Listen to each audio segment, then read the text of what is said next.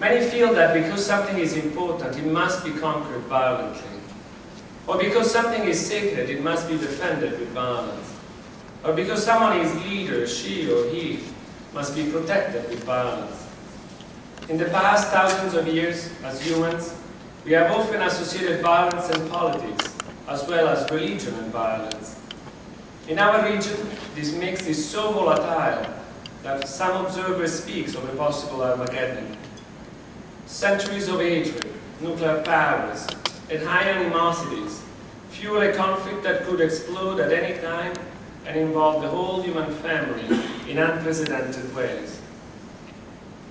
I find the downplaying of the obliteration of threats against Israel remarkably blasé and irresponsible. I think that in the hearts and mind of many enemies, Israel, a name that for them should not even be mentioned or recognized, should just disappear, be abolished, be annihilated.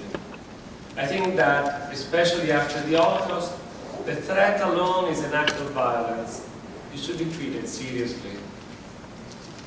I find the downplaying of the suffering of so many Palestinians, forced to leave their homes, their land, which they consider sacred, and that lies behind, equally remarkably blasé and irresponsible.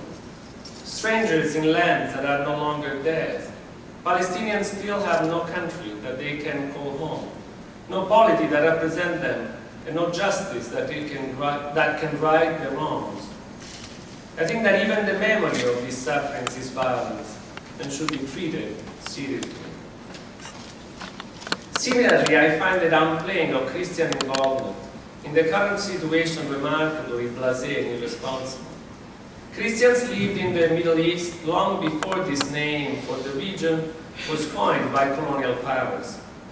Several recognized countries in the region, Israel, Syria, Lebanon, Jordan, to name a few, did not exist as political formation when Christians appeared. Jesus' disciples, or better the followers of the way, as they could call themselves, were all Jews living in the region. Many Gentiles, coming from all known regions of the world, soon joined them. Arabs were among the first members of the nation's church. The Jesus you speak of is one who promotes peace. I've worked here in the United States, mostly on the center-right, but also in the center-left, but I'm speaking mostly on the center-right right now, against the second war with Iraq, the most recent one, also a potential war with Iran since 2005. And it seems to me the groups of people that I've encountered that have contributed most towards the hostility and in support of both wars, the war with Iraq and the possible war with Iran, or the American Christian community.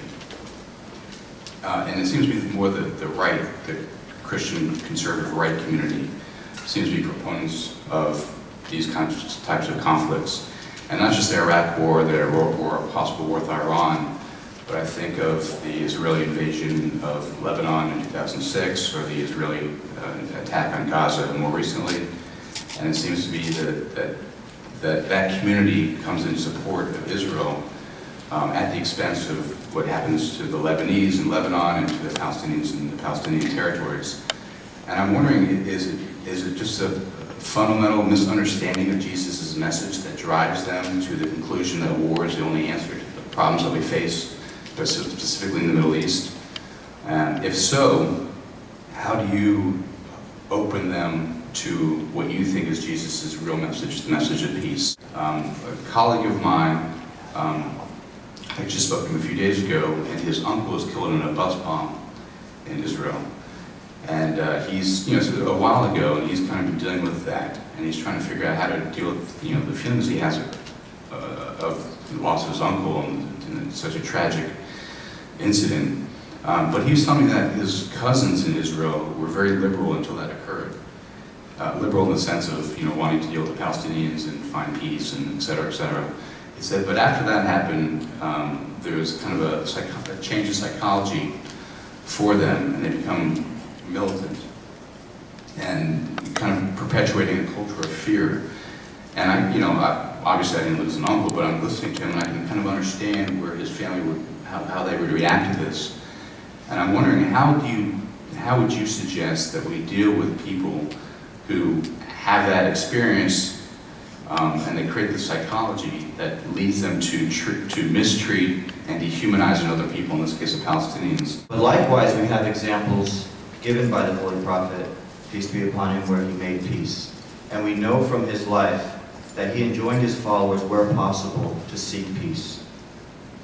And these examples are many.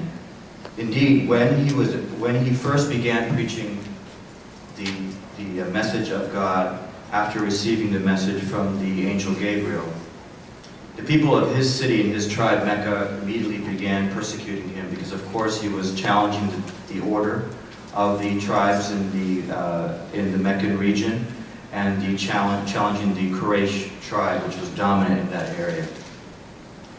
And when he was being persecuted and the Quraysh were hurting his followers and indeed killing many of his followers, he received a message from God asking that if he, God, only was asked by the Prophet Muhammad, peace be upon him, to bring the two mountains that surrounded Mecca together, he would, destroying the persecutors of the early Muslims.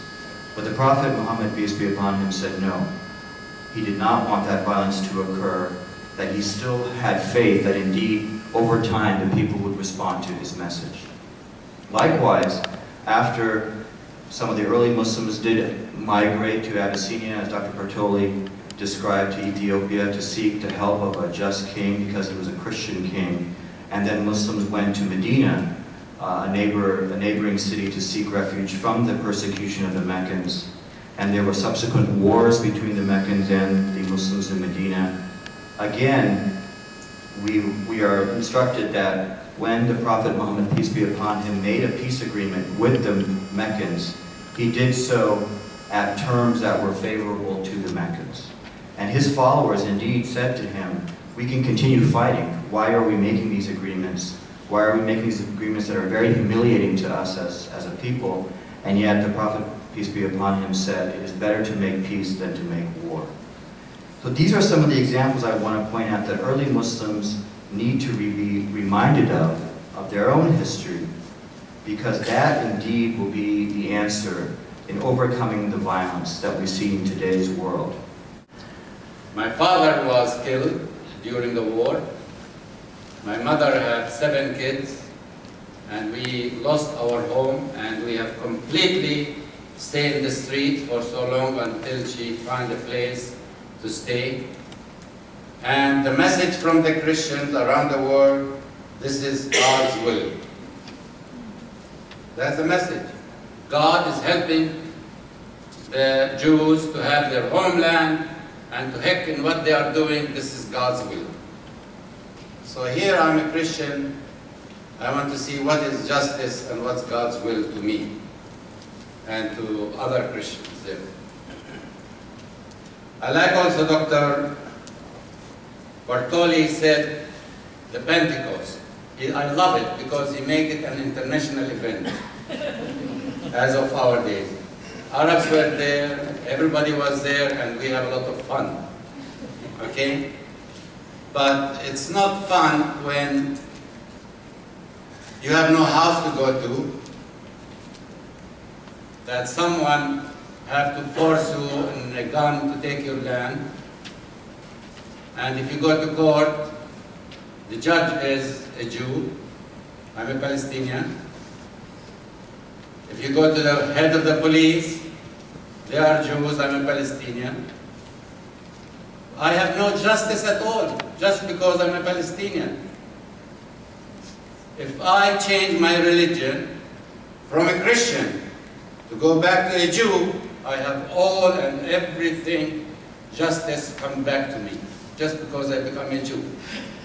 If I deny Christ, I have all the privilege in the Holy Land. And many times I will say to myself, why I shouldn't do that? And that's very important for you to understand.